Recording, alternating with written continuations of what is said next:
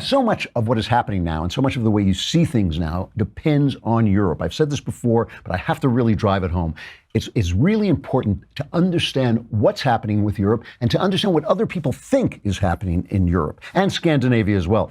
Is this a semi-socialist paradise where everything is going great? Is this the wave of the future? Or is it the end of a society collapsing into ruins? Steven Pinker has this book, Enlightenment Now, which I read, where he says everything is tickety-boo in the world. Capitalism, modified capitalism, has solved all our economic problems. Technology is getting better and better. We live longer. We're happier. We're richer. Everything is great. And I think to myself, yeah, everything is great, but where he points to the greatness is always Norway. They're so happy in Norway, and social spending in Europe is so much better than the U.S. And they've gotten rid of capital punishment. It's just this recalcitrant U.S. that won't get rid of capital punishment because he says we have too much democracy. That's what he says.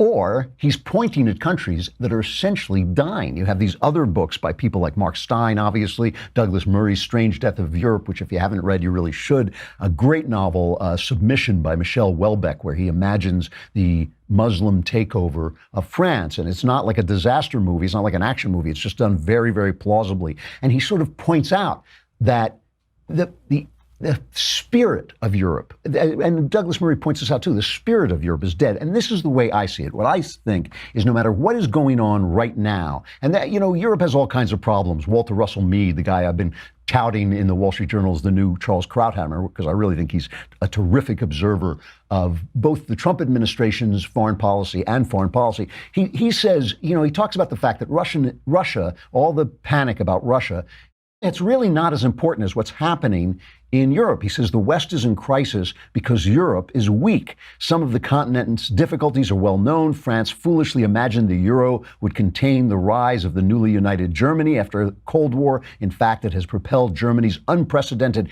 economic rise while driving a wedge between Europe's indebted South and creditor North. That's the thing. They're supporting all this socialism in Italy with all the money that's being made in Germany. The continent's so-called migration policy is a humanitarian and a political disaster. Berlin's feckless approach to security has left Europe's most important power a geopolitical midget. And he goes on to say that they have failed to incorporate the newly freed Eastern Europe countries freed from the Soviet tyranny into the West. But all those things, they'll be solved. There'll be new problems. Problems will come and go. My point about Europe is this. Europe as it was, the great Europe, the thing we think about when we think about Europe, it's dead. It's gone. The Europe of Michelangelo, the Europe of Mozart, the Europe of Shakespeare, the Europe of John Locke, the Europe that created, that changed the world, that Europe is gone.